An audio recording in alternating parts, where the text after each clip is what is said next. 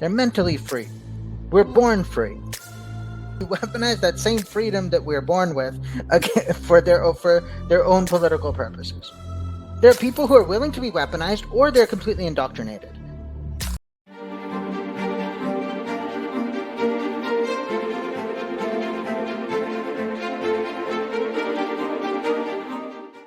Hello and welcome to Questioning Mind. I'm your host Sagarika, and it is my absolute pleasure today to have with me Surya Kanegaonkar join us, who is a very prolific voice on several media. He writes on Twitter. His short form is very articulate and very piercing. His analysis is available on several different platforms. He's written for The Hindu, for My Fair Observer, News 18.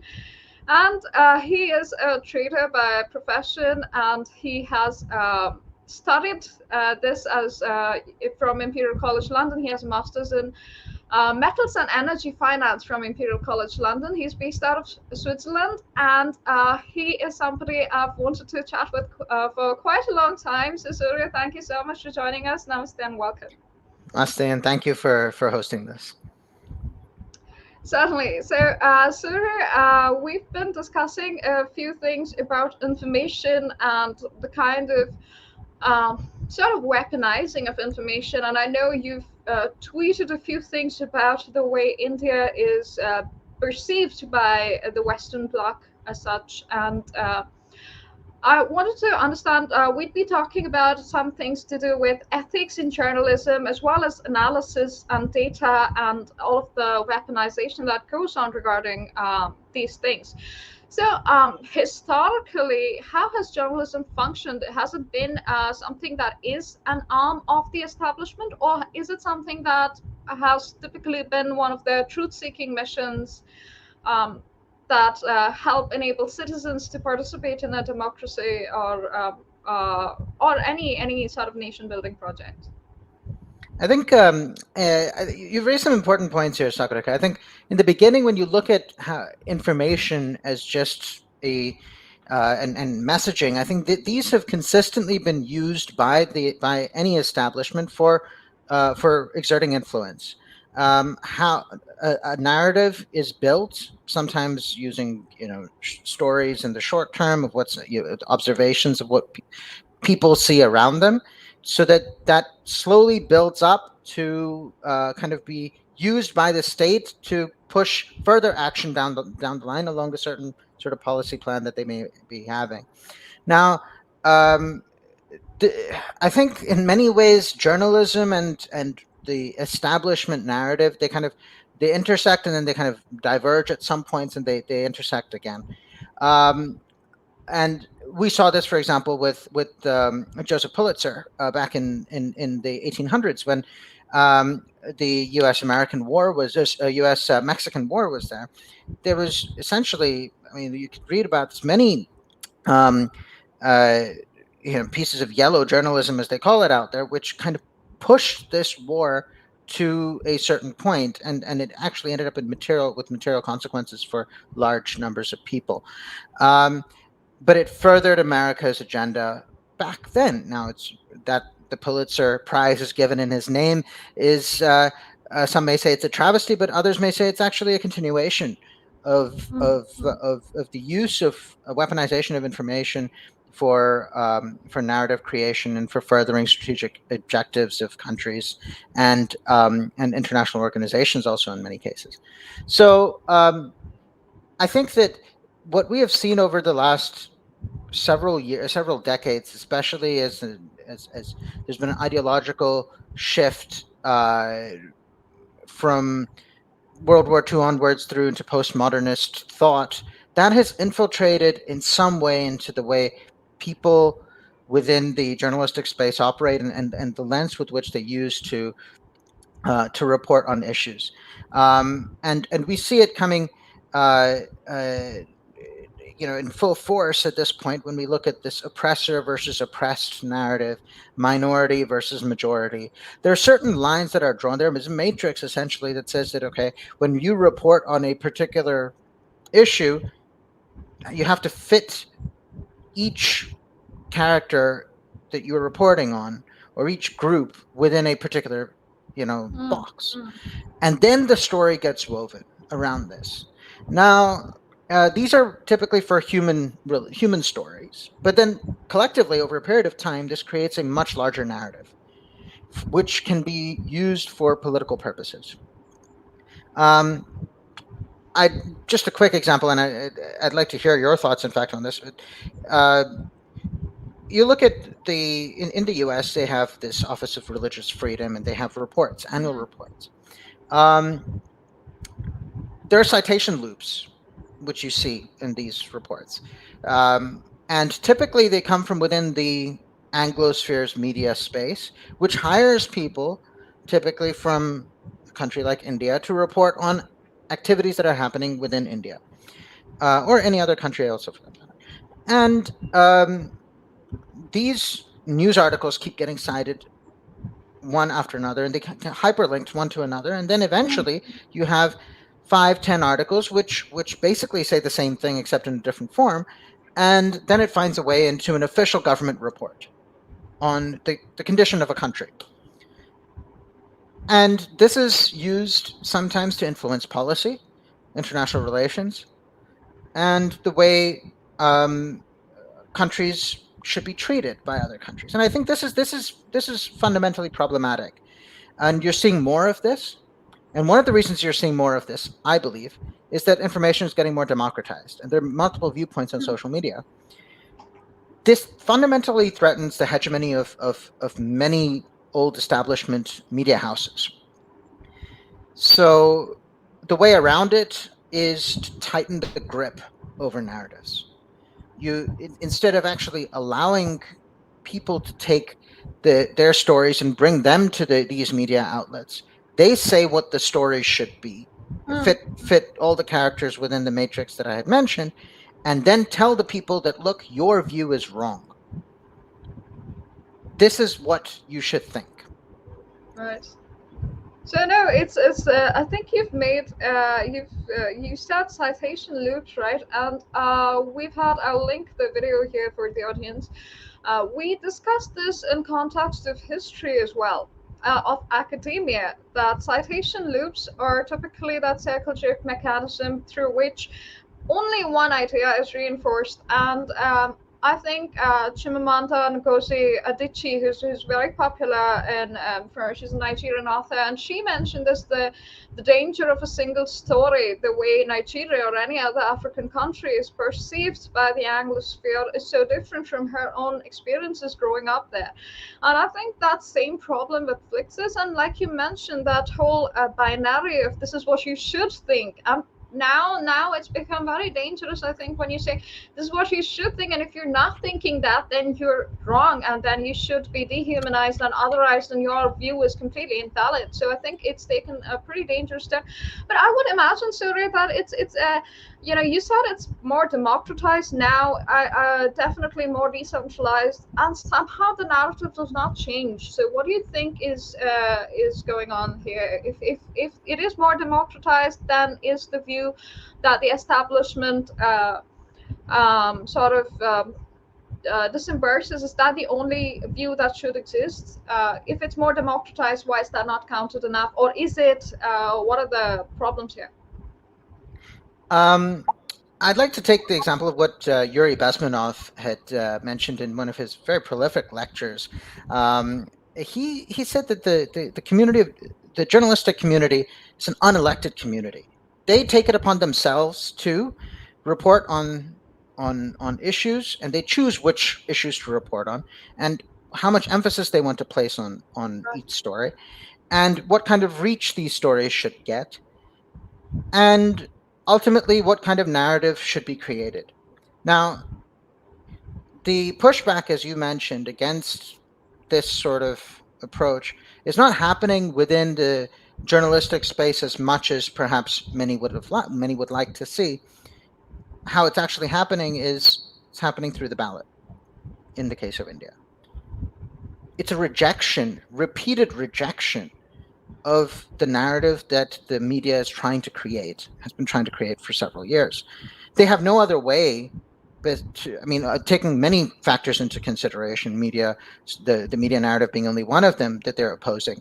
I think the public, when you're looking at hundreds of millions of people, they turn around and say that no, we don't agree with the version of reality that the media is saying that we live in. We know our own reality, and we're going to vote based on this.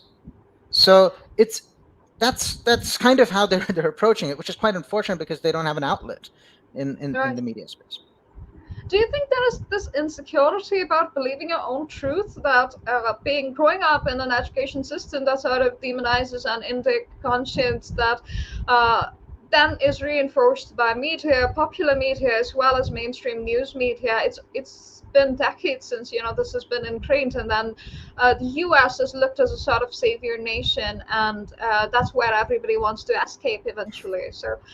Uh, do you think that except for the part where ballots are affected a lot by your local culture, group, and whatever family atmosphere you grew up in, do you think that there's a certain insecurity when people are faced with facts? They actually go on to, well, yeah, our roads are really bad, and our politicians are really corrupt, and you're right, and eventually there's this insecurity that does not allow them to actually make their own voices heard and say that you know what, you're wrong.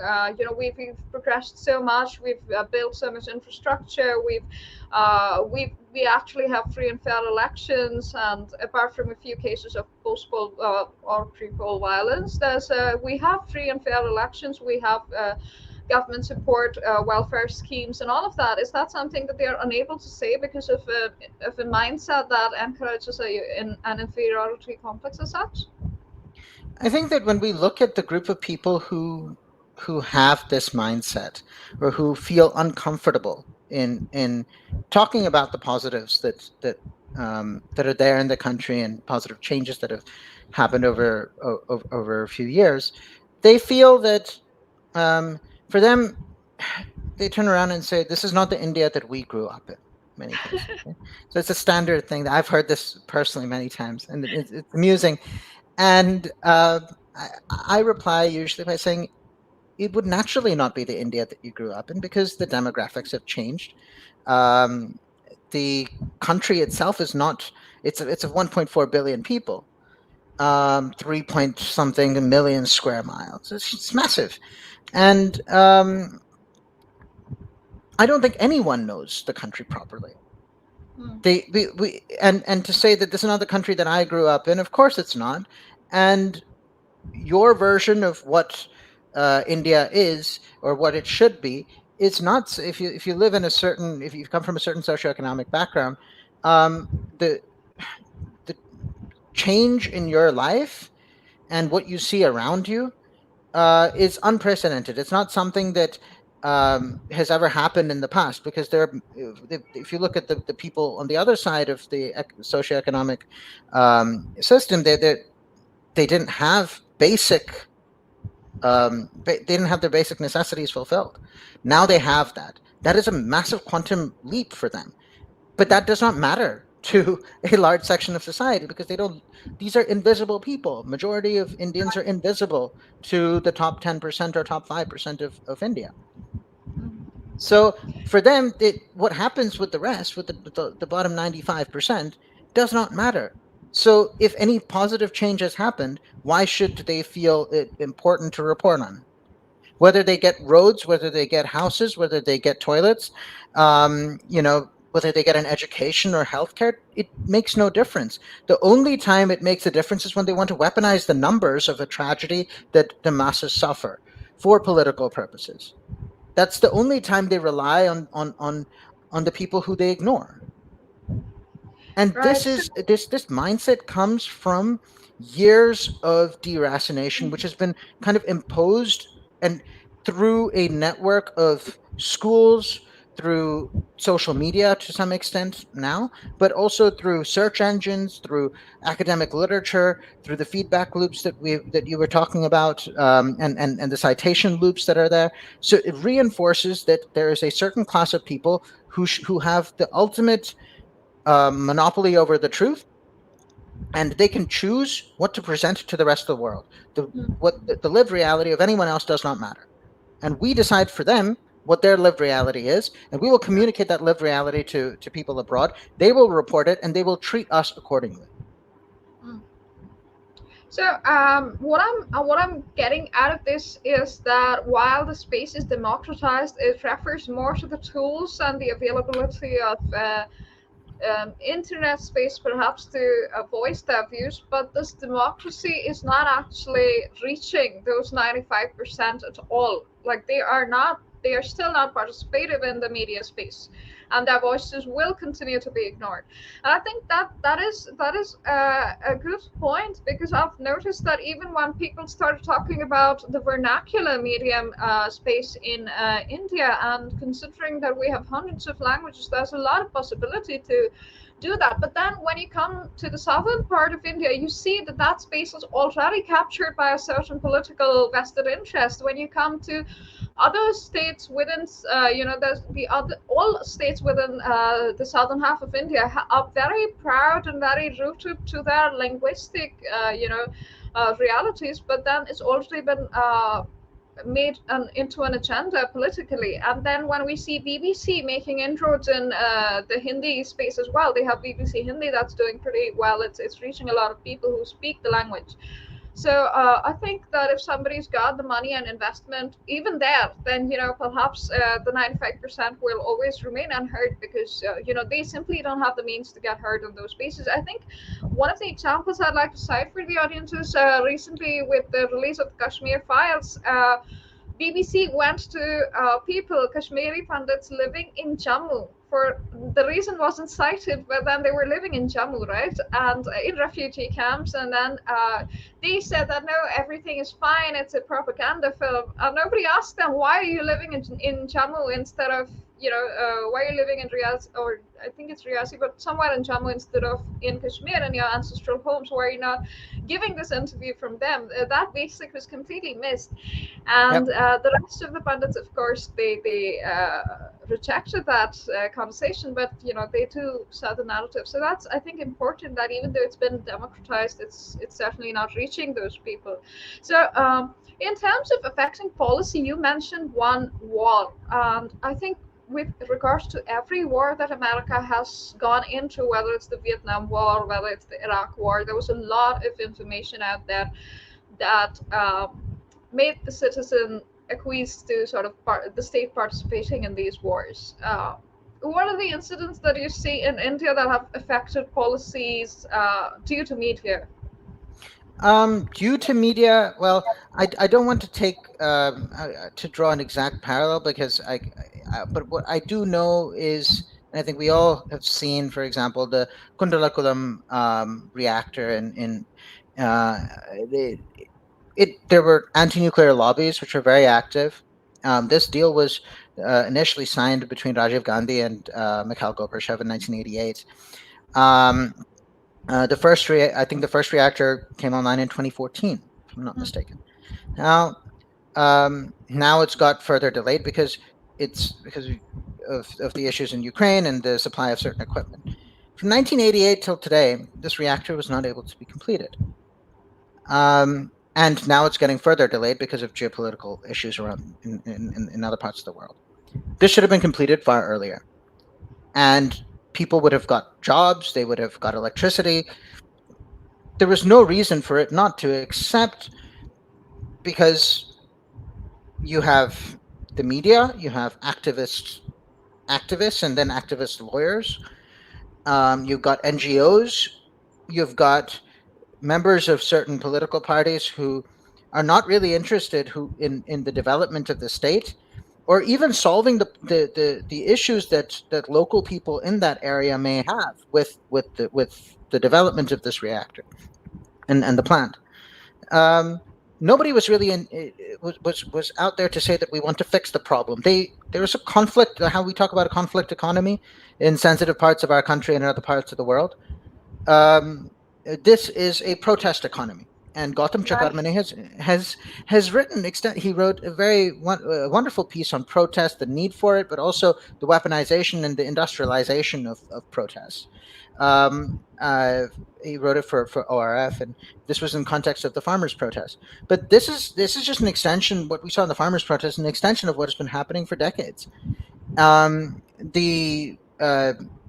The use of local media, which I mean sometimes gets co-opted by groups which are foreign funded for being able to push a certain agenda to slow down certain development. We see that happening, and you see it very quickly goes towards the courts. The courts start hearing, PILs on all kinds of different issues.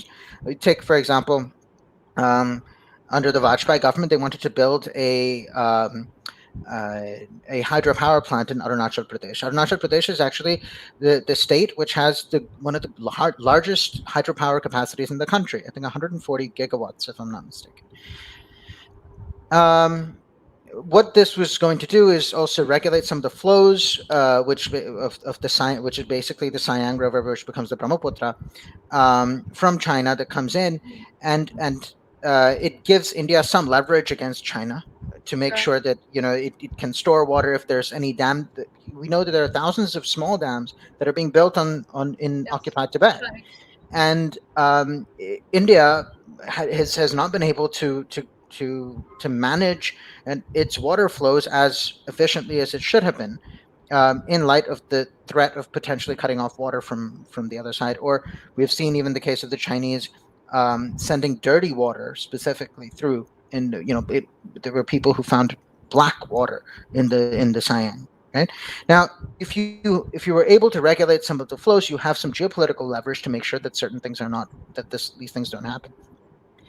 This project was they tried to initiate it under the Vajpayee government, and it's still not come through.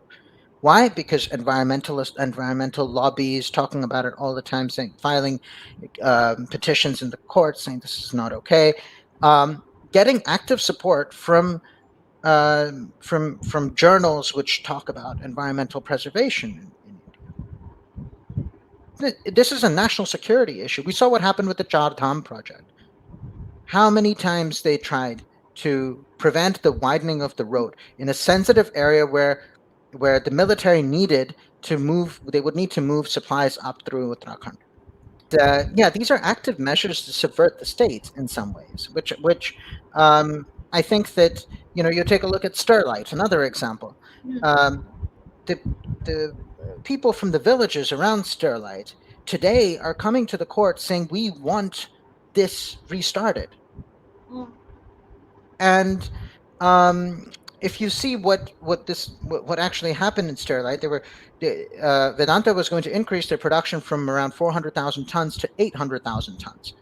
Um, this year, India is going to be importing around 300,000 tons of copper. India would have From been a net hostile. from a hostile neighbor, from countries which could easily squeeze us if they choose to. Um, we would have been a net exporter of copper.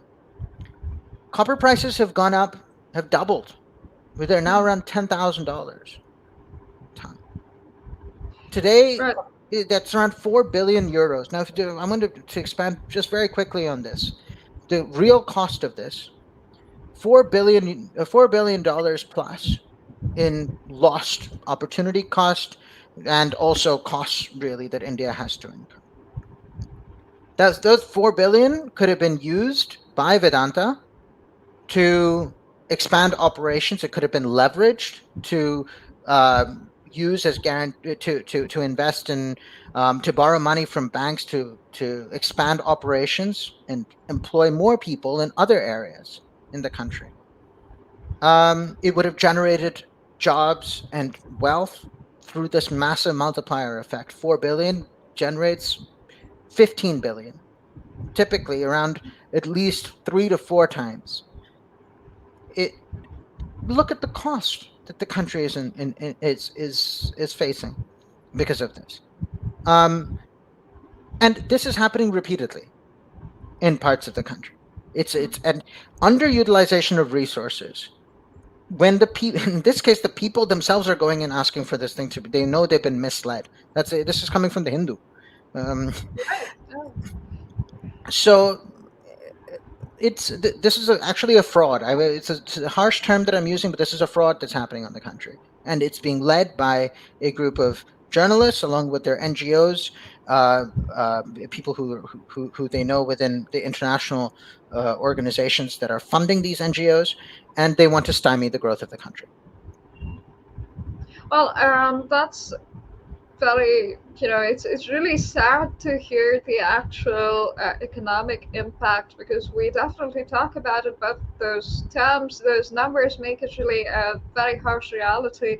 And I think one thing that you said is that this is one case where the citizens themselves are, coming out and saying that they've been misled. But this is sort of rare because, for example, during the farmers' protests, this was not discussed much because of obvious reasons. There were villages, entire villages, whose men were being forced to participate in the protest, and at the cost, their families were threatened with dire consequences and not being allowed to participate, being, made social outcasts, and being asked, they were, fines were levied upon those who refused to participate. And anybody who was actually jailed or something, they did not receive any support. So it's basically the poor people on the ground who are paying the price for all of these, decisions that are made by people who are unimpacted by it. So it's a very feudal system of actually protesting. It's not a reflection of street power or a democratic outcome as such. So, and that where you mentioned that Basmanov's idea that the media is an unelected population, that's also true of the judiciary in India, though it's not an elected or a representative population at all. And I think that's it reflects in the kind of um, support the system, the establishment, which is not the government in India's case, receives when it comes to these environmental issues. Now, as somebody who's got a lot of experience, academic and practical, in terms of commodities and energies, and how it relates to finance, you are aware of the numbers when it comes to these projects, these environmental projects. When it comes to nuclear energy, there's good people on every side who are unaware of how Europe makes, or France makes, most of its energy, and what how it affected Germany, the shutting down of nuclear plants in Germany. So if you could reflect upon that a little bit, as to the cleanest, if nuclear energy is all that it's made out to be, and if there are other forms of renewable energy that can offset some of the energy requirements in India. Sure. And I'll tie it back into this whole protest industry as well, because there was a very tragic event in Japan in 2011 when the Fukushima power plant had a problem as a consequence of a tsunami. Um, there were alarm bells that were set off in Europe as a consequence of this. Germany does not sit. It had several nuclear power plants. It does not sit on a fault zone. It does not sit in a place which could be affected by a tsunami. Yet, the anti-nuclear lobby was managed to push through legislation to end all nuclear power, really, in Germany. Now, how it works in Europe, as it does in most other parts of the world, um, you have um, uh, you have different types of power generation, and the lowest costs typically are solar, wind. Then you have hydro. You got nuclear. Um, then coal, gas, and then in some cases people use oil as well. This is in the event of demand really increasing, then you have to go further up the most costly fuel or input for power generation. Nuclear really needs a very high upfront investment cost. Usually several billions of dollars to upfront invested, and it takes has a very long lead time. Once it's up and running, it provides baseload steady generation. When you shut these things down, and you shut down coal. Coal is also, you need to import coal from somewhere, for example, in Europe, or even India has to do it. Once it's there, it provides base. Once you put it in the boiler and it generates electricity, it can provide base load generation. Hydro depends on the water situation in the mountains. If you look at solar, it's dependent on the weather. Wind is also dependent on the weather. So the electricity generation is very variable. They might be cheap, but they're variable. Um, Gas, you need either pipelines or you need, ships coming with liquefied natural gas. It needs to be regasified and sent through a pipeline to the power plant, and then from there they can generate electricity. So there are more issues that can happen in the supply chain for gas, maybe also to some extent for coal. But for the others, once they're there, they're running. You take away if you go anti-coal, anti-nuclear, you take away two very solid baseload generation units. Um, then you're left exposed. Prices can go anywhere. So what you're seeing in some ways, the sort of massive price rise, energy inflation here in Europe, which is ultimately going to destroy industries. It's going to make them uncompetitive.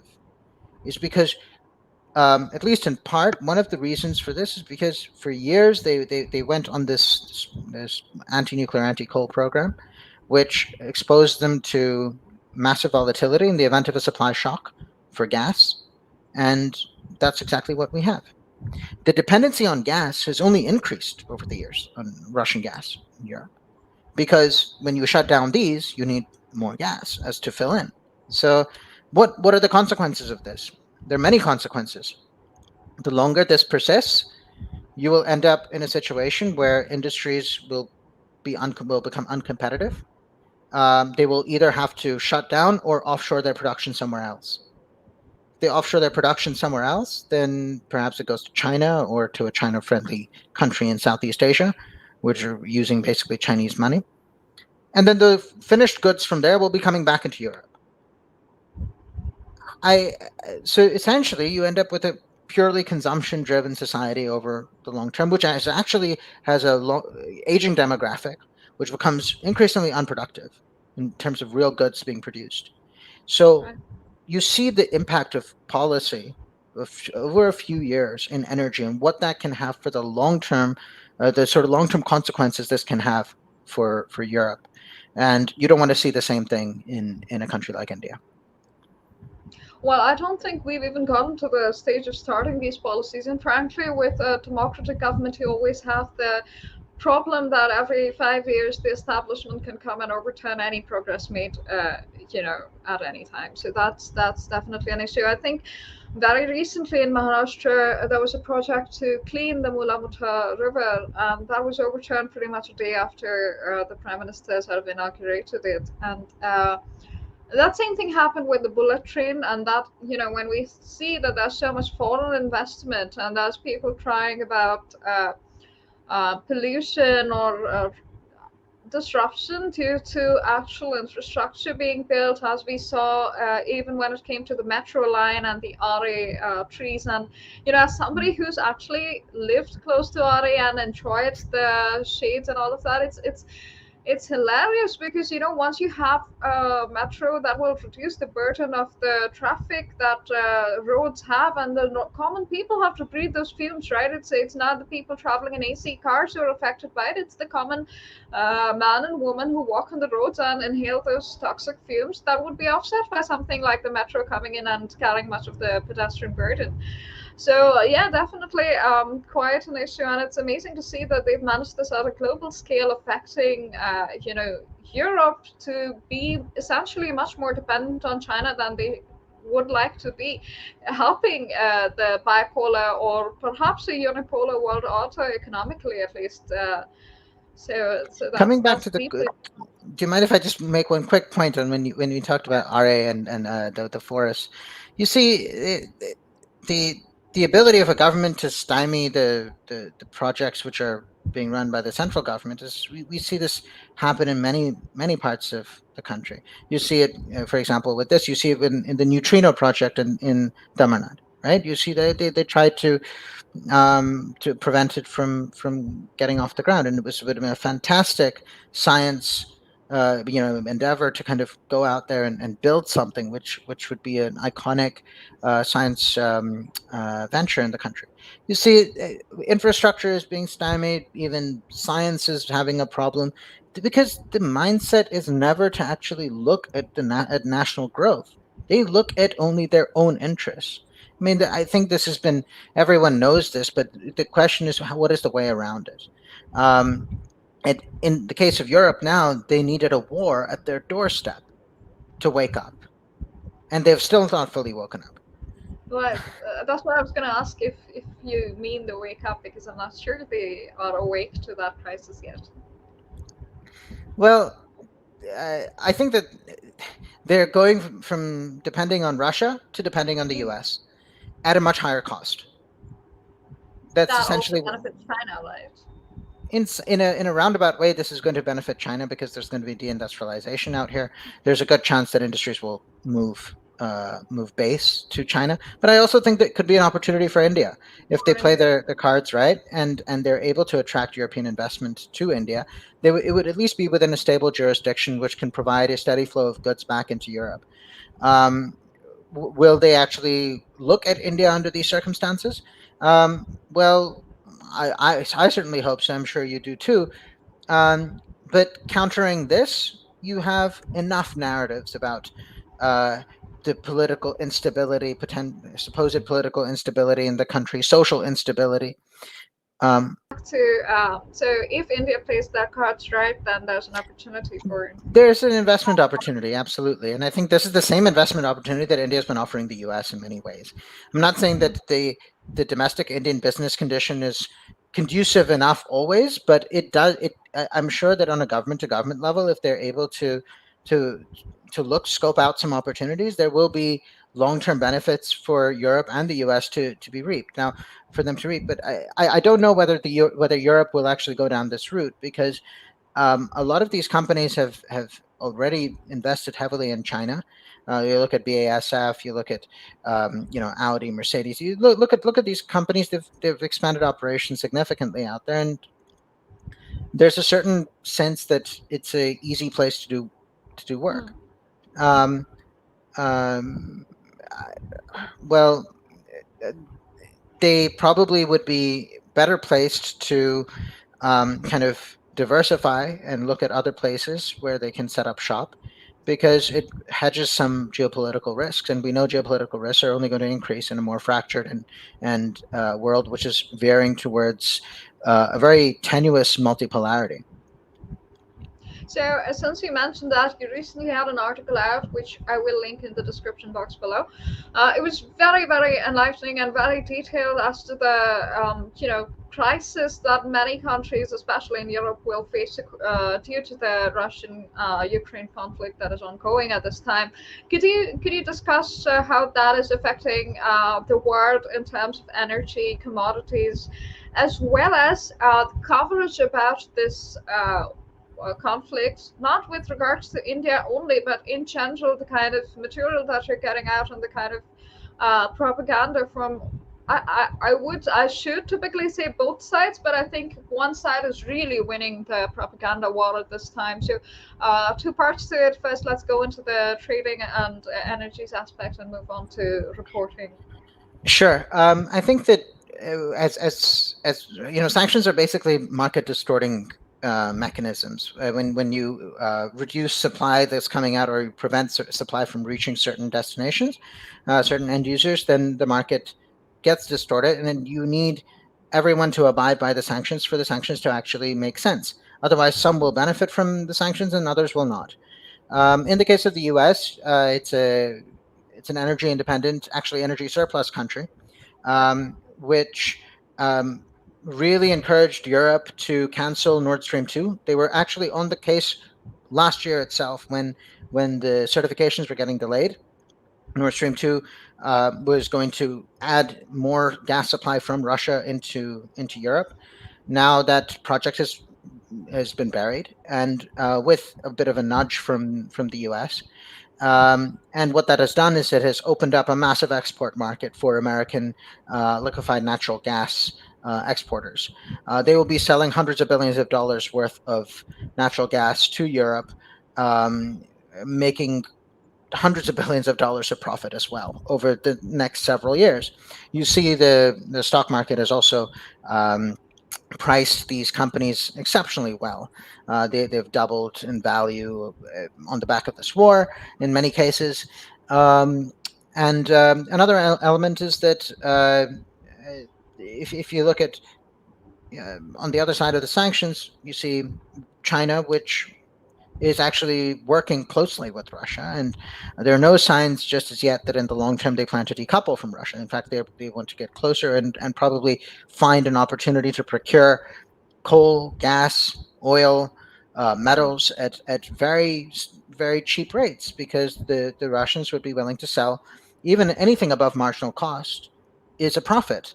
And for a sanctioned country, that's fantastic still. And obviously, it's not as fantastic as selling it in the free market, but it still works for them.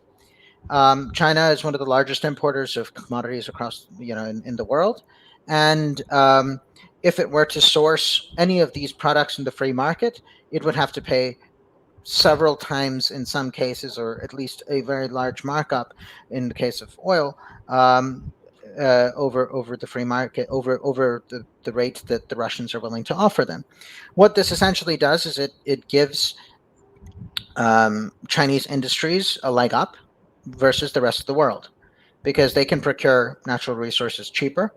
Then they can produce goods at a lower cost compared to other industries and compared to other countries, and then they export those goods, and they're exporting it now to the U.S., which has only over the last couple of weeks has waived tariffs on $300 billion worth of Chinese imports. And these Chinese imports range from steel equipment to chemicals, and and it goes on. I mean, there's a whole list. I've actually put it on on my Twitter timeline. You can see it. It gives all the different products, which clearly have very high energy inputs, um, and these energy inputs are going to be subsidized by China not abiding by sanctions on Russia, American sanctions on Russia.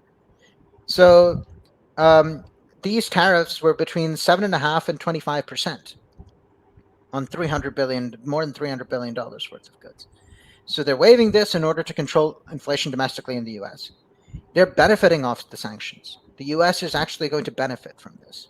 They're benefiting from it from in the Atlantic by selling gas and also selling weapons to Germany, which now is going to spend 2% of its GDP on defense, and they're going to benefit from importing Chinese goods in the Pacific.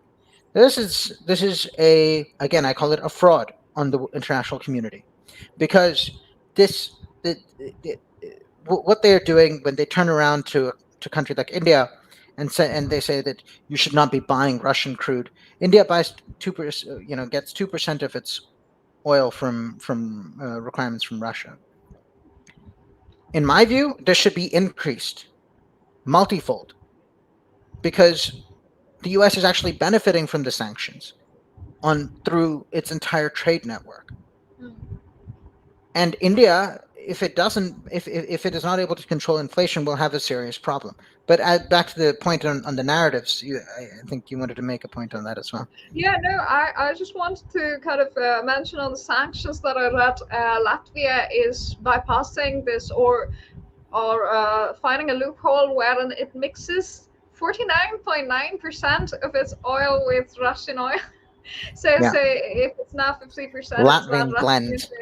Yes, so these there are ways to get around the loophole, but only India is not allowed to do this because of whether they want to be on the right side of history or the right side of US. It's the same thing to analysts. So yeah, sorry, go on about The right side of history is to be on the side of those who used Abu Ghraib torture chambers. I think that's really the right side of history, according to the Americans. Um, my first article for my second article for News 18 was actually reasonably conciliatory towards the U.S. in some ways, to say that, look, they're trying to understand India's point of view. They will come to the table and really get because at the end of the day, for the U.S., the longer term threat is in the Indo-Pacific. And what we see here in Ukraine, yes, it is an important issue that must be dealt with, but it's not the end of it's not the end game. The longer term problems are still going to remain versus China.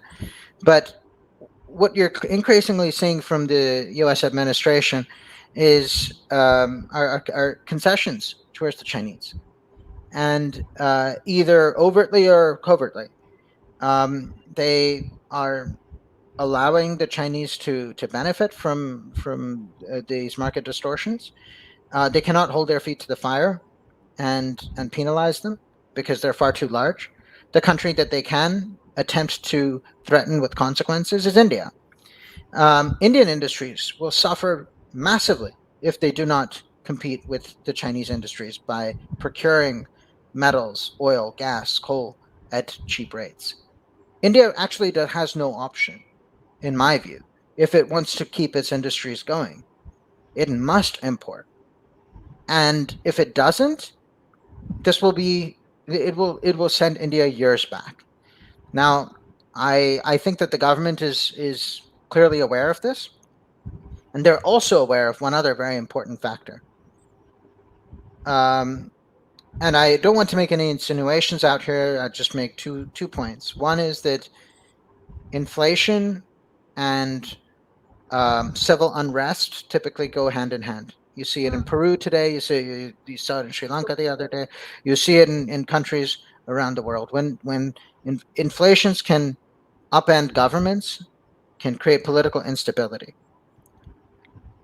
The I think there's also an understanding now in parts of the West that, especially after the elections in UP, that despite protests, farmers' protests, many of those being engineered, they have been unsuccessful. Those who were opposing the government within the country, who have sympathizers abroad, they've been unable to change the political situation. Um, and if you relate it back to the issue of inflation, the higher inflation goes, if it's forced to go higher, there can be problems. There can be a change in government. In the event of a change in government, um, the outreach by the U.S. and other countries would be to try and ensure that India buys American weapons, buys American oil, buys American gas at the expense of its own people. So I take a very cynical view in this, and I think that the government is fully aware that that if it doesn't control inflation, its own electoral prospects will suffer. And I don't think that's the only thing that they're concerned about. They're concerned about it about the broader economy, but they also will keep an eye on their electoral prospects. So um, yeah, it's Certainly, since you mentioned that your last article was conciliatory towards the U.S. position, I've had another guest come and state that the U.S. government was different from the analyst sphere that was basically attempting to scapegoat India. And however, I mean, I'm not sure that is the stand anymore. Of course, we've seen the lip sync being sort of offset also by Donald Liu, Senator Liu from whose visit was the most recent. But then we also have Jen Psaki and the White House itself, the President of the United States, give out statements that are not particularly nice towards India, right? With our shaky position and of us having to probably face consequences. So those things are actually affecting. So we know that the view of India in the US is not a friendly one, and especially of this government. But then, does it really? I mean, it's not relegated to the analyst, journalistic, commentariat sphere anymore. Is it affecting US policies and perhaps agreements. And we've seen Australia, Japan, all of them, the Quad partners come in and sign FTAs, and we certainly don't expect that with the US anymore at this time, I suppose. So, do you think that this sort of reportage, this sort of, is this just bad advice, or what is it like? What is going on with that? Because Indo-Pacific, as you mentioned, does remain a threat if not navigated properly by the US. Yes, and I think that I'll come to the Indo-Pacific point a bit later, but first, I think we need to step back and look at what happened, for example, during COVID, Mm-hmm. when the Biden administration, um, I think, in some ways influenced by the media reportage of apparently how disastrous the Indian government's management of COVID was, which actually held back critical supplies uh, for the vaccine rollout in India manufacturing.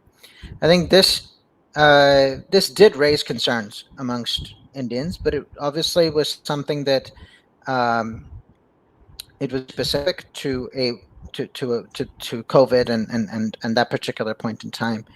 But I think that if you look at the reports at that point, they were saying that India needs to kind of learn its lesson and then kind of come back and ask for what it needs. Um, and that's not how strategic partners treat each other. And this was early days after Biden took office, um, and then you see this where with in relation to India buying Russian oil, um, and it has gone through um, a few phases. This particular narrative. In the beginning, there were the media outlets, the think tanks that really sharpened their knives and said that this is really poor. India should not be doing this. And then it kind of died down a little bit.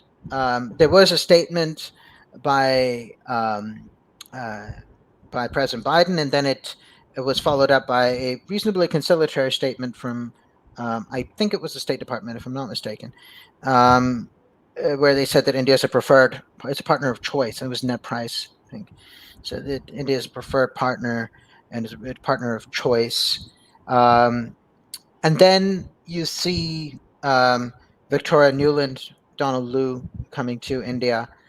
Then Newland meets a with some people who are the next thought leaders in the country, who are have a very very strong anti government stance right now in the country, and posts that picture on Twitter, invites reactions, of course, and doesn't from the public, but more. I'm sure it has not gone unnoticed by the government, and then they go back perhaps after a meeting where they tried to say that they'll replace Russian defense equipment, they'll replace Russian oil, and I think my guess is that they went back empty-handed.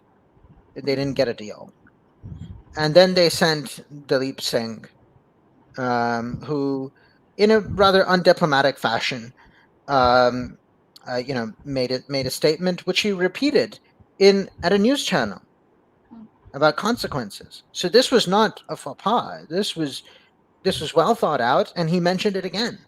So this could not be considered as just an off the cuff statement. And then you have some conciliatory statements by Donald Lu afterwards. This is good cop, bad cop sort of policy, which um, they think will work. But ultimately, this is going down the route of creating a very strong anti-Western sentiment in India.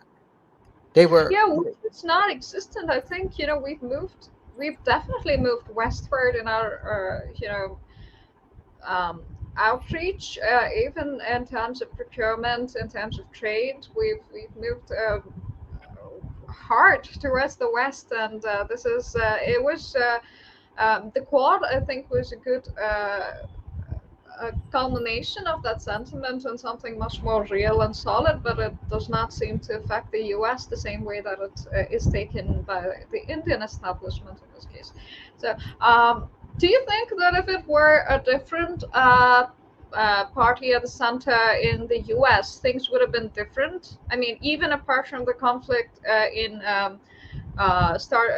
the Russian-Ukraine conflict, would their approach towards India be different? Would their approach towards China be different?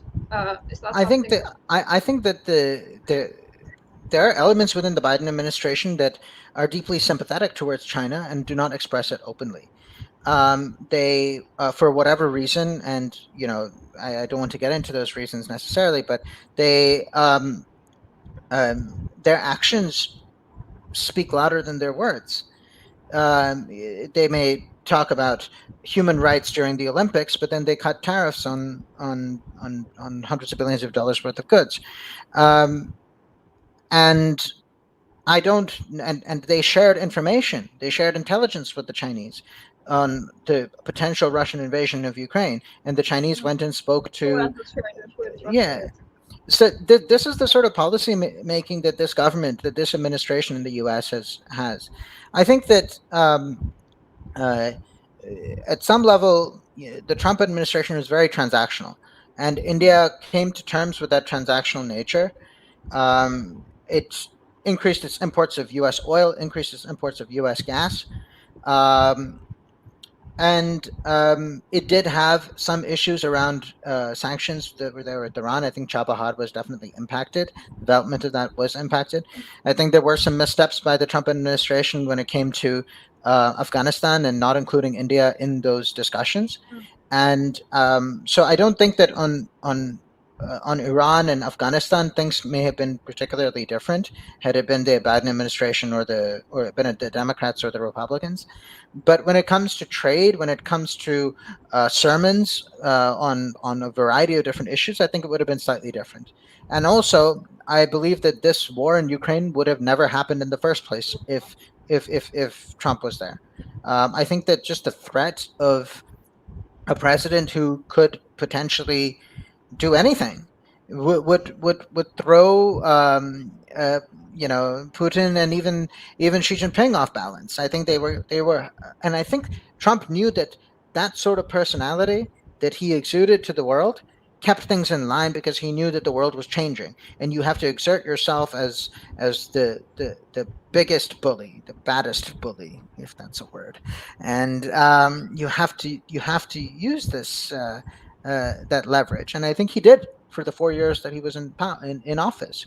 Um, and notwithstanding a bunch of problems that he faced domestically, but when it comes to India-U.S. relations, I think in 2017 there was an overwhelming support amongst India, a very large support amongst the. It's a Pew survey for the U.S. I think that has ever since the Biden administration has come in. If this survey were to be done today, I think the numbers would be very different. And this is just my conjecture, but I would love to see a survey on with that data. Right. I think also the very reflexive street sentiment that is, in favor of Putin in India, say, due to historic reasons or historic alliances that don't take into account, a move westward by the current establishment, are being confused by the US analysts to a large extent, where they actually, instead of looking at facts and national interest of India, they take these random commentators and consider them reflective of the general Indian sentiment of an anti-U.S. sentiment. But I think you may well be right that there's a definite, even in the Anglophonic sphere, that is generally culturally much more westward than Russian in any sense, would probably be disillusioned by that current approach. So it would be interesting to see such results.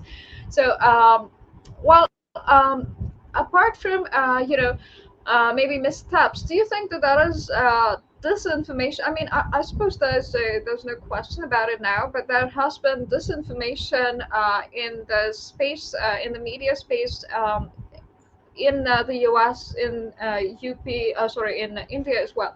So a couple of examples I'd like to cite would be the current case with Hunter Biden's laptop, where, a couple of years ago it was discredited as Russian disinformation, and then we find out that it was completely real. So the disinformation was basically the pro-establishment publications that insisted that nothing was off, and we shouldn't be talking about it. It's a conspiracy theory.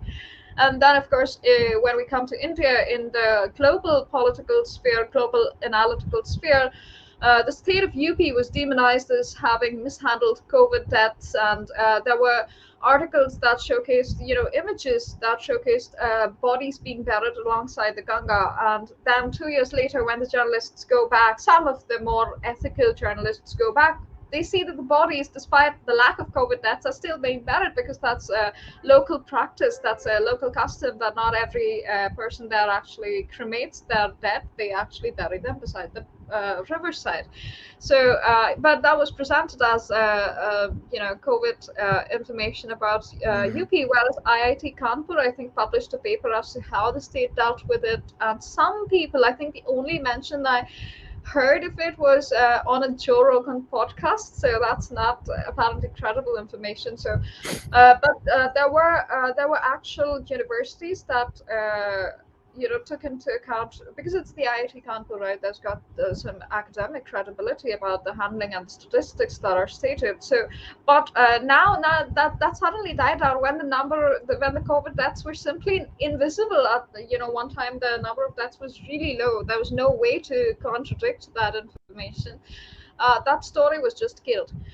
But in the meantime, we had a complete, demonization of the way the establishment there was handling it. So there's, one international example, one domestic example from India as to how disinformation is functioning right now.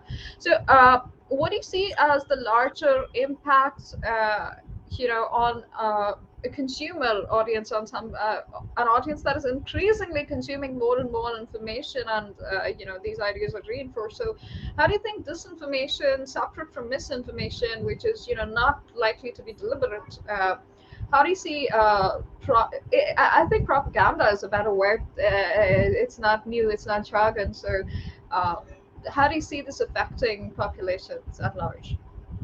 Well, I think that this is it comes back to the point that we had discussed much earlier about how the start of our conversation about the ethics of journalism, um, and the idea that media is being weaponized for creating narratives to achieve certain political objectives domestically and internationally by various forces. Um, it, it's talking about just a small example from COVID. Um, the beginning of this conflict in Ukraine, the early stages of it, and towards actually in January and February, there were around 2,000 people a day dying from COVID in the U.S., and it really didn't get much coverage. If you had 2,000 people a day dying in India, when that was actually the case, there was it was basically apparently that the government had collapsed. It is not doing its duty, and the country needs foreign aid. There were all kinds of aid programs, right, to help India with COVID, as if the government could not do it themselves. In the U.S., Do you know 2,000 people where had. the aid went? I don't think the aid went to the victims at all. So. Yeah, nobody knows this. I think there was I think there should be an audit. It would be very insightful, I think. But the the American establishment media, as you talked about, whether it's Hunter Biden's laptop or COVID or inflation, where they said inflation is transitory, they say that, I mean, this sort of, I mean, they've been coming up with, I mean, blatant lies. Or they have just been blanking out information. The American media is very similar to the Chinese media. And the reality is that when you have great power competition between two countries, which are almost of the same economic stature, Mm. um, the, the country which has been holding the reins of unipolarity for very long will use all its means to control narratives and make sure that its economy and its geopolitical influence remain intact. And when you have a country like China, which has provided the world with an alternative system, which I may not personally agree with, but to the U.S., I mean, from the American point of view, they see that the Chinese sphere of influence will grow on the back of the system that they have created, and other countries around the world may look at that Chinese system and say that this actually delivers growth, it delivers results, even if it's at the expense of information control and to some extent human rights. And Mm. it's um, the uh, the Americans are actually nobody to talk about human rights because they've been some of the most egregious violators of human rights around the world. Um, whether it's them turning the blind eye to and actually actively supporting the perpetrators of a genocide of nearly 3 million Bengalis, mostly Hindus, in 1971, they have been complicit in the murders of millions of people since World War II. That aside, the point is that information, how they present themselves, their own morality to their own people and to the rest of the world, is it has to be controlled, especially in an environment where everybody has an opinion and can post anything on Twitter or can post anything anywhere. How do you control narratives? You control narratives by making sure that people don't talk about certain things. They don't talk Mm. about COVID when 2,000 people a day are dying. You don't talk about Hunter Biden's laptop. You don't talk about even Trump when he went to the United Nations and he said that Germany should get off natural gas. Everybody was laughing at him. Now, if but Trump is still demonized. They say that in fact there's under the war in Ukraine happened under whose administration in the U.S.? The Biden administration in the U.S. What I mean, did it happen during the Trump era? It did not happen. And nobody wants to go into the reasons why, and they don't Mm. want to talk about it because for them it's they need these media groups are working on at the behest of political parties. We know for a fact that the president of the U.S. is broadly just a figurehead. Right. In the case of Biden, it's almost evident that he is not the one who is who's always making all the decisions, and I think it's accepted that that's not the case. Who is? We don't know. Is this a democracy? The people are electing somebody. It's a presidential election. And apparently Biden won. And he's not necessarily making all the decisions. So who is making the decisions? That's an amazing point. I mean, if it is a democracy, if somebody else is pulling the strings behind a figurehead, behind an elected figurehead. So, um, So in this context, one last point on this. In this context, I'm drawing it back to India. We see all these media groups which are working overtime to create a narrative and present that narrative to officials in the U.S. and say that this is what is happening. For example, they say there's an impending genocide in the country. Right? This has been something which has been vetted by a professor at Yale, a professor of philosophy at Yale, um, uh, and has it's figured in a lot of conferences, these online Zoom meetings amongst where people kind of get together and have a chat, and also, of course, in international journalism festivals where they talk about India going on the cusp of a genocide. This is being pushed. What happened in the U.S. just recently? They talked about they had a they were trying to recognize they have the Islamophobia bill, anti-Islamophobia bill. Then they're talking about what is a genocide now in Russia.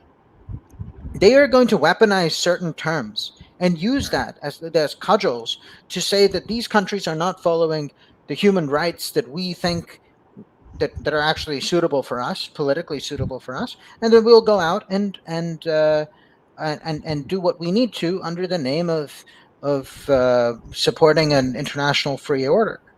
This is it's going to get worse and worse and worse as the two compete. As China and the U.S. compete, the hypocrisy of American values will unravel.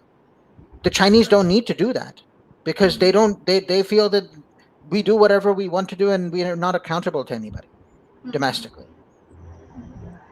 But so for the U.S., narratives matter because only that's the way that they can convince, and they have a group of people in India who will do the bidding for them. Right. and ask for the West to sanction India, like Sushant Singh pretty much did in his article that was retweeted by the Yeah. the bureau chief of Washington Post. These That people was. are Uh, actively, they're saboteurs. They want to destabilize and destroy the country. This is a fact. Yeah, I mean, we've got to look at the examples where they were successful in doing that, regardless of the sort of facade they present, right? We've seen that happen in Ukraine, which is very valid right now. As an example, we've seen that happen in Iran. We've seen that happen across several countries, and we've seen the Taliban take control due to their interference. So definitely, that's a good point. But as you say, it's going to get worse. Is that a way to sort of address this by somebody who's a middle power like India is at this time? How do we address it? And another point I want to ask you about, since you mentioned Twitter, um, now, we were talking about Americans who were supposed to tweet something in order to virtue signal a certain narrative and reinforce that. But in India, we've seen that the Twitterati and the blue ticks are typically anti anti-government, but also anti-national to a certain extent, and this includes politicians. We've seen politicians from the opposition actually attack friendly countries. Somebody actually went and attacked the Polish ambassador, or about the help received by India during the refugee evacuation. Sorry, the Indian students being evacuated out of the war zone, out of the conflict areas. So we've seen that happen. We've seen others go out and request the US to sort of sanction India, and they are active political participants in the sphere of domestic politics in India, and they are given free rein to add to this chaos. So, what do you think is a good solution to sort of actually democratize the process? And why I say democratize, like you said, right, 95% of those voices are not heard. And now when you mention the genocide, like there are people like Khalid Beg, Amna Ansari, and Javed Beg, Muslims who are talking out against this popular narrative and against the forced victimhood that they are supposed to embrace. And as soon as they don't, they are, threatened with consequences and all of those things. So these voices are absolutely suppressed. And how do you think that they be also given a platform? And the voices that are completely anti-national, almost treasonous, where we, the US, we would have treason. We could actually push for treason against the kind of thoughts that are publicly spoken of by such political participants. Is there a way to sort of control this space, or not really control the narrative, but sort of make sure that these are counted in a manner that is democratic, but also effective and consequential to somebody who makes these claims? Right.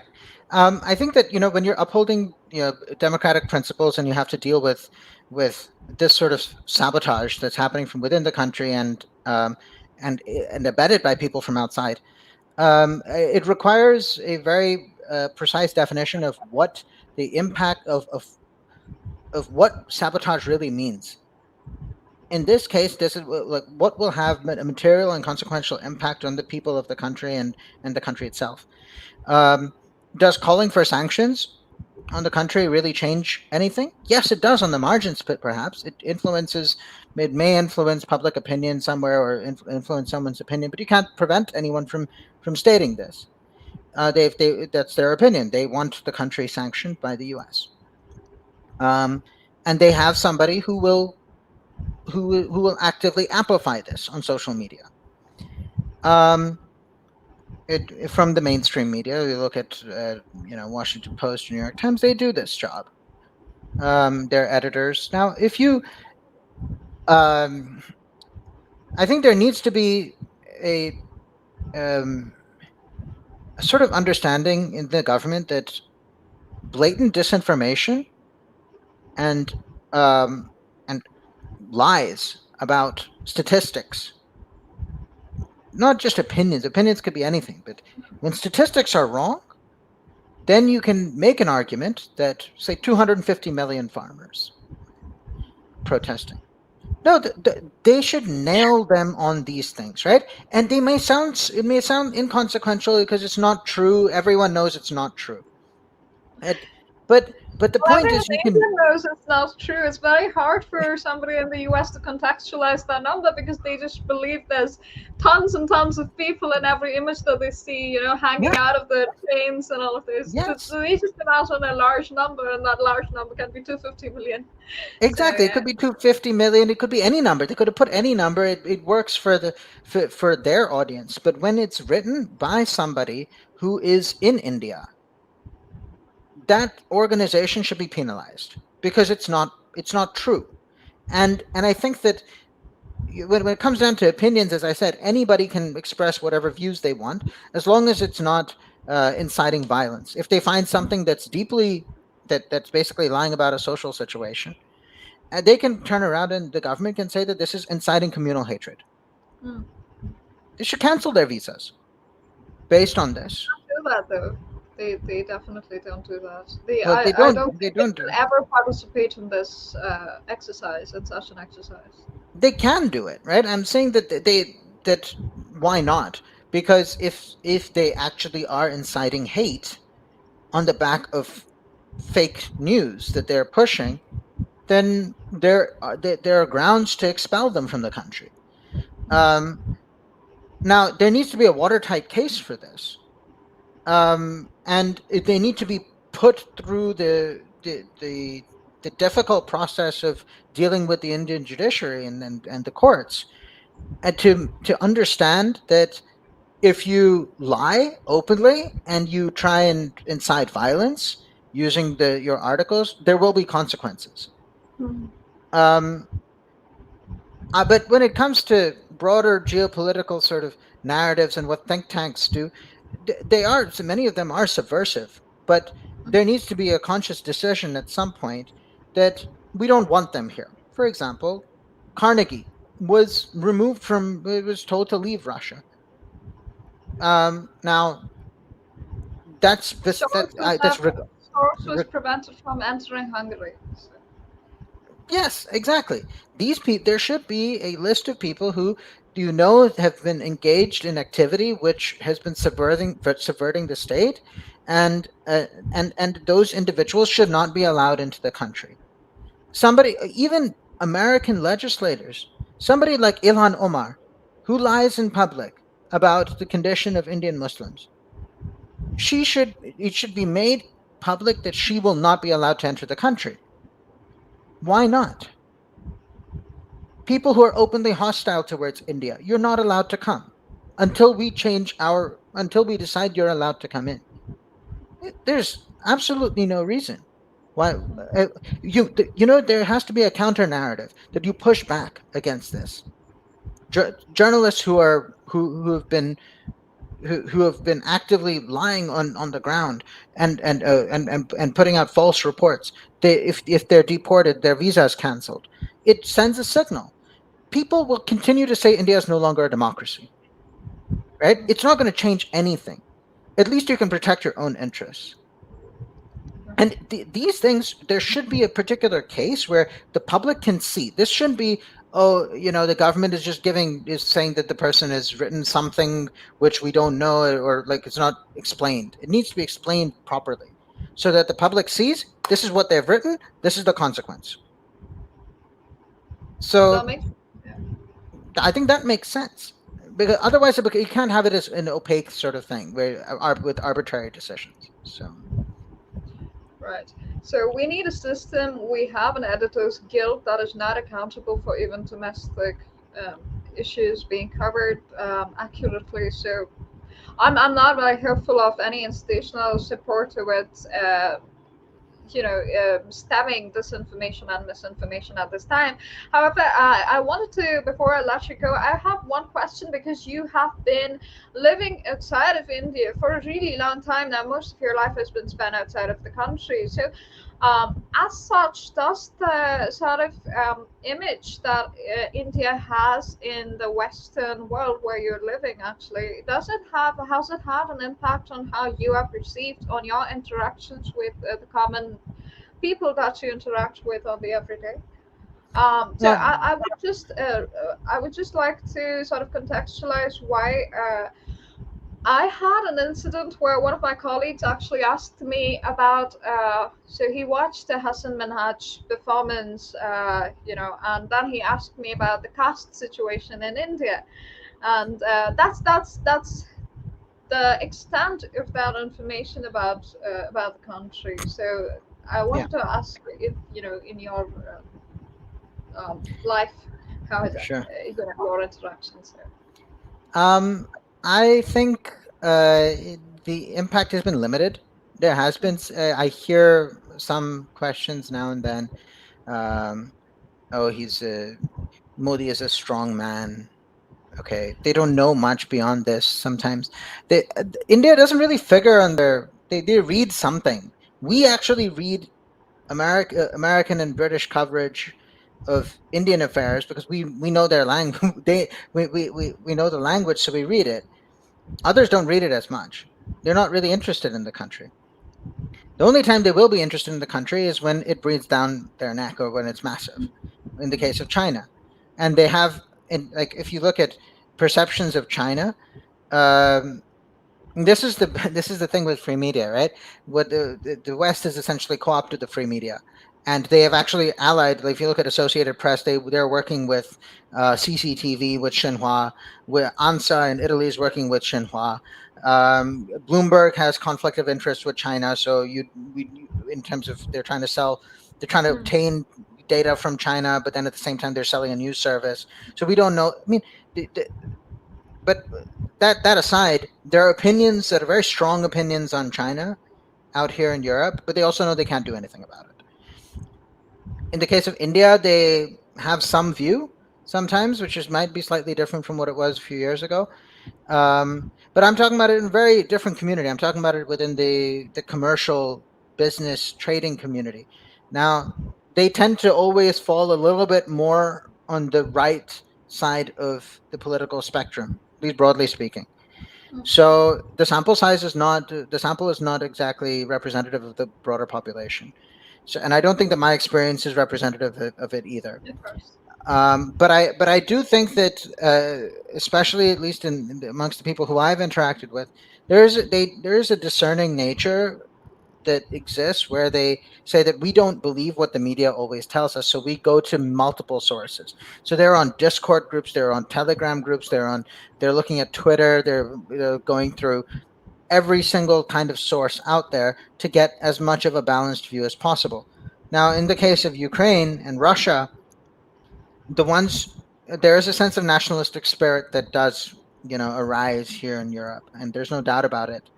But the ones who are but there is still an understanding that the US has played a very nefarious role in Ukraine, and has added fuel to fire in the past. And while there's an overwhelmingly anti-Russian sentiment that's prevalent here, there is an acknowledgement that the U.S. has played a subversive role, and which has contributed to the problems. So I don't, and even though in the mainstream American media or in the British media, you never see this. You never see this opinion being reflected.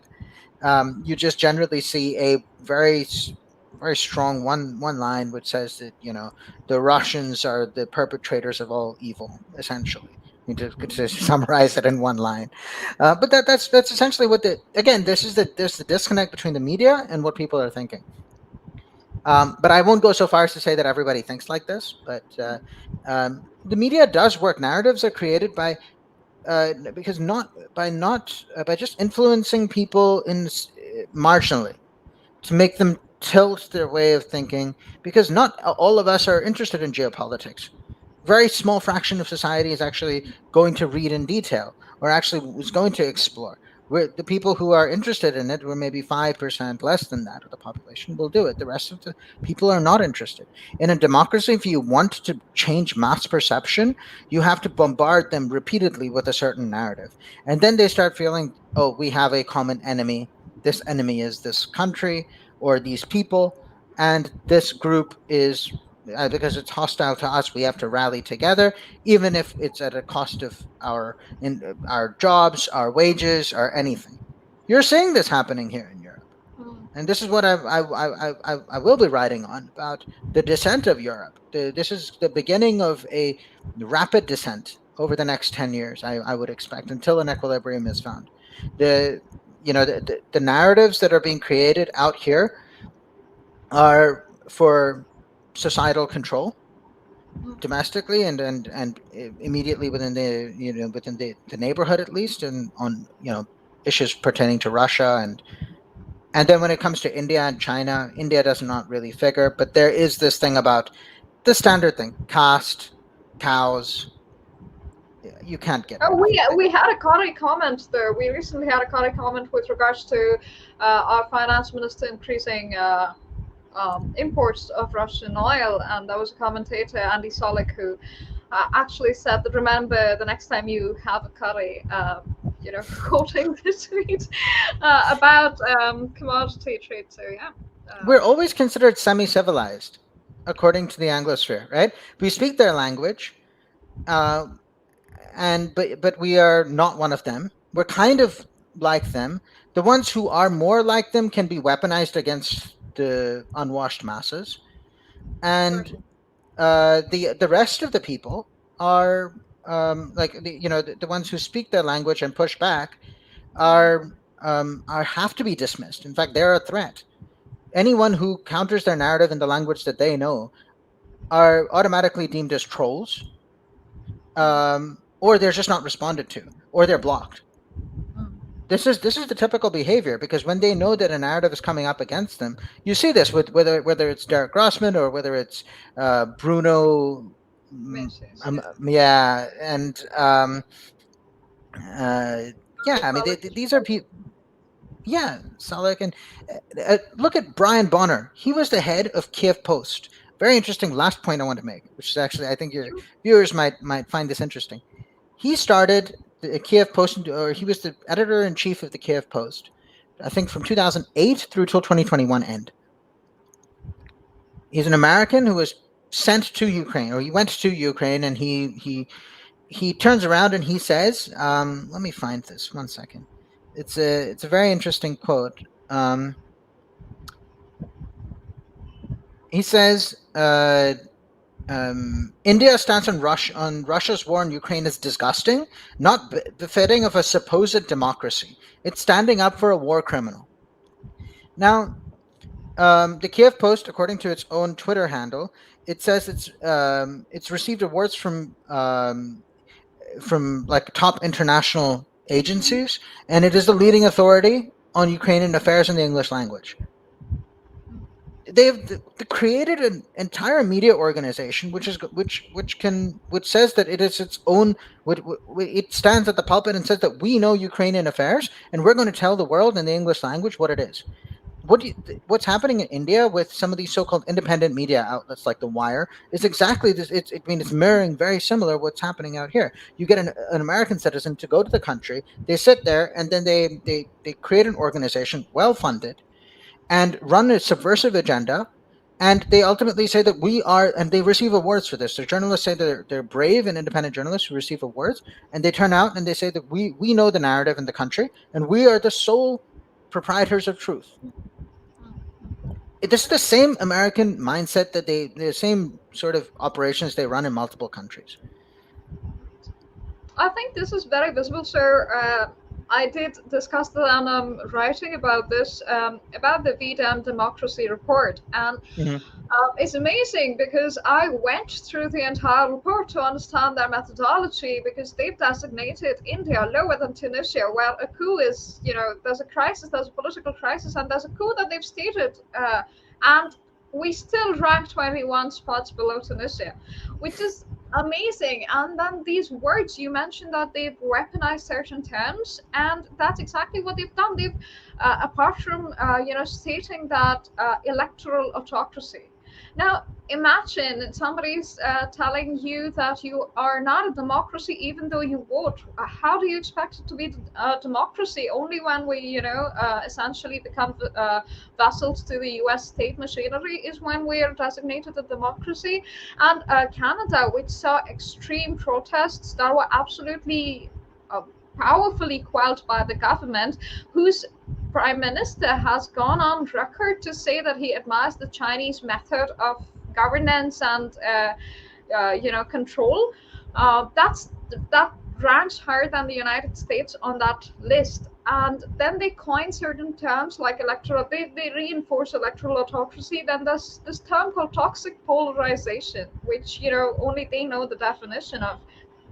So there's this scary sort of Orwellian doublespeak that is, completely normalized with these sort of reporting and excuse me. Um, yeah, this sort of communication is completely mainstream. So it's definitely dangerous, but I'm very happy to understand that your experiences have not reflected that. So that's good to know. Well, it's a very self-selecting pool, because I lived in Germany before I moved to Switzerland. I was there for 2 years, and and basically in Germany you have um, a large group of people who are clearly aware of issues around immigration. In Switzerland, it's not as much of a pressing issue, but in Germany it is. Um, People are aware of what the real problems are. They know that the media has been co-opted by a large section of liberals, and to get hired in the media space, you need to conform.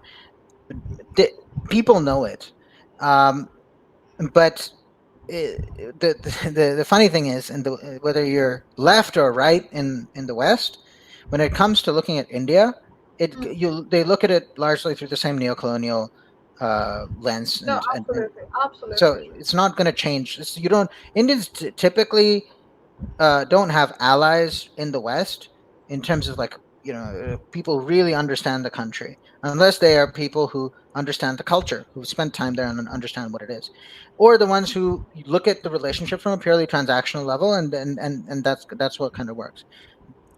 The middle ground within this is very messy, and it has a lot of different actors who are trying to sell their wares um, for favors, and they garner favors for it, and the Indians are the ones who do this, uh, and they're the ones who muddy the waters, and it's unfortunate, but the narratives don't change overnight, but people are aware. They use their brain. They can see as much as people use their brain in India, they do that in the West as well, to some extent. Right. So No, you mentioned that in order to get a job, they have to conform, and I think the New York Times had an ad out for somebody who's writing for India, and it clearly stated what they had to write about India. Right in the job description, you were already told what line you had to take. So that's definitely true. You're only platformed if you have a certain ideology, if you conform, and not if you speak out, which was essentially the goal of journalism. So I hope, with the democratization and perhaps more avenues, there is variety of viewpoints. And it's interesting that you say that all of these people actually go on to Discord and Twitter and different groups. I don't see that happening too much in India, especially conversations from different groups are you're essentially speaking to your own echo chambers, and you're not really looking at different points of view. So it's probably as or more polarized than perhaps the Western audiences at this time. So I take a slightly different view on that. I think that the 95% of Mhm. India is much more open to Right, different right, viewpoints. I think that they are coming online and in numbers that they're unprecedented. absolutely. They get information from a variety of sources. Mhm. Um, they have time in many cases. Indians, like, they spend time doing online. If you just look at the numbers, the consumption is high. They explore. They're not tied necessarily to one. Ultimately, if you look at it in terms of politics, they were the ones who voted the Congress in for 10 years. They voted the BJP in, or obviously with coalitions, whatever. But the point is that they were the ones who brought people in, and then got them out of power, then gave a majority mandate to one party two times, but they're happy to look at Right, information and make their right. decisions. You see state elections, they change. People are consuming information all the time and they So, change their opinions. And I think that that's something which is far more powerful in India, which is why I believe that freedom in India is actually, in many ways, more than it is in other parts of the world. no, I agree with that. I'm just not sure it has more to do with information as compared to the, on-ground benefits that they see of the policies, of the welfare, of the schemes, because that certainly drives their vote. I mean, they know that once this government or the party goes out of power, they might not get the same benefits. So that might be something else, but Yes. I'm not sure how that works into information. But maybe they do. You're right that we spend a lot of time, a lot more time consuming information than other people, and we are generally a lot more, in that seeking sphere. We do tend to get educated about other parts of the world more than the other parts of the world are educated about us. And you mentioned that regardless of the dispensation in power in the US, the lens remains the same. And I've also noticed this with research I did into a French publication. And regardless of whatever party's been in power in India, their view of India and the kind of view they've given to their audience as being some of the most popular publications in France, regardless of whether their government was friendly to ours, has been friendly to ours, whether we're importing more or something like that, Mm, regardless of our increasing economic clout, that coverage has been absolutely the same yeah. for decades. For Yeah. decades, not nothing changes. So that's something to think about. That's true, and I think that India has to accept it and see that, okay, we can, we as Indians are ambassadors as outside the country. Like, I'm a representative. I think I feel that I should be an ambassador of the country outside. And if somebody wants to know about the country, and if they ask a question and I do not know, I say I don't know, and I'm going to get back to you. And I Mm, do. I do my research and I get back because I take it seriously. This is mm. something that I think more Indians abroad should actually do. But many Indians, in fact, don't do it because they feel that where's the need? If they cannot answer a question about their own history, their own culture, their people, their country, their politics, um, then they're not being particularly helpful to the greater cause. And you can't blame them necessarily because, and we do not all of us know everything, but I do think it's imperative that that at a micro level, we try and do our bit. And at a macro level, we can try and change if we have the ability to change narratives. We try and contribute to changing narratives. We should, whether it's online, whether it's in person, um, whether it's speaking to somebody influential or somebody who's just a common person and you want to interact with them. I think these are I think it's important, and we have a lot of people abroad who are being underutilized in this activity. No, absolutely, absolutely. Because I think it's been mentioned several times by several commentators that the diaspora of any other country is much more nationalistic towards their home country than the Indian diaspora. We're just the strangers and the outliers in that sense that we simply live in our own bubbles until we need government help, like in the evacuation recently, or we're held as hostage to a certain power. So We're that's not definitely. a vote bank for any political party in the UK. That there is a certain group, like the Pakistanis, form a certain vote bank for the Labour, um, and and the Labour invests in them. Mm, The Labour's narratives, especially on Jammu and Kashmir, which they call just Kashmir anyway. Um, they depend on people who do not speak Kashmiri. They depend on people who who are not who are not even from Jammu and Kashmir in many cases to develop their own narratives, which actually influences in some ways how their approach towards Pakistan as a country, and by virtue of that, the relationship with India. So you have one small captive group of 500,000 Mirpuris and a million plus Pakistani origin people within the UK, and just because they vote and block, they exercise inordinate amount of influence on how the UK, at least the Labour Party, approaches Pakistan, or decides not to censure Pakistan. and it has a knock-on effect in the way that India, but I'm not saying that India UK bilateral trade works, students go, there's no, I'm not saying that it impacts it negatively, but it could be much more positive if these people, So, if and it could be more positive if the Indians formed a vote bank, but they don't form a vote bank in any country because they're free, they're mentally free, we're mm, born free. We think that, if I have an opinion, I can express my opinion. right. It comes down to our religion, our culture, and the way that we're brought up. And which is why we are never useful political tools for anybody except as being weaponized immigrants if they're able to pick up somebody who they can weaponize against their home country, Oh, which is what absolutely. you, and because you weaponize that same freedom that we're born with again for their own political purposes.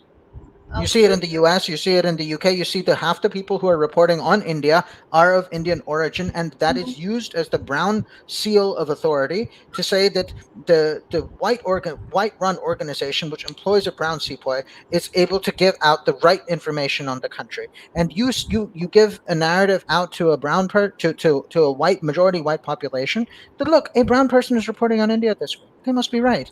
That's all they need because the masses are not influenced by anything else. The masses don't, they just see a funny name, Mm. they see a brown face in the thumbnail, must be true. That is Why how is they it not operate. your brown face though? Why do you, it's not your brown face. It's somebody else's who's going to, this the because country, this population. So, because we're not willing to be weaponized against our own country. right. There are people who are willing to be weaponized, or they're completely indoctrinated, Mm.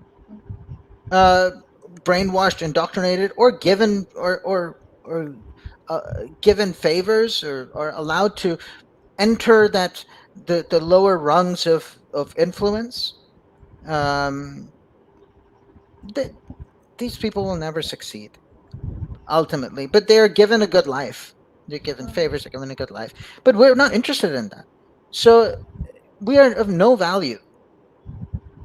Our views are not important according to them, and they should not, they should actually be countered. In fact, our views are important to the extent that because we speak in the language in in the same language that they know, in the same fashion that they speak, we're of a greater threat to them.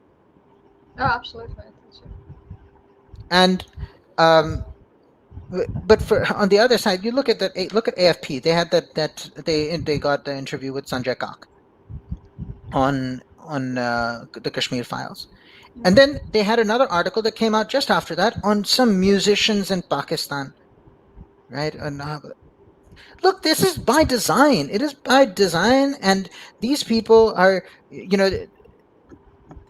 it's it's not about there's some think tank analysts that say that we're holding India to higher standards as a democracy. Right. These are impossible standards that keep rising or changing, but the Changing. standards for the others are so low that they're so low that the US as a government is willing to engage with them as a non-NATO ally, right? Oh, So there's no absolutely zero benefit to dealing to being a part of their human rights community mm, or mm. being a part of their um, uh, brotherly, democracy community either. In fact, both of those will be used against you, as we are seeing right now. Well, all right. It's been an absolutely fascinating experience, and I definitely look forward to more chats and more engagement. And hopefully, you'll be back on Absolutely. the channel when you can make the time. So, thank you so much for joining us today, Surya, and I look forward to talking to you again very soon. Thank you. Thank you, Sagarika. And fantastic discussion. Just was free flowing, and I'm glad we did this. Thank you. Thanks so much.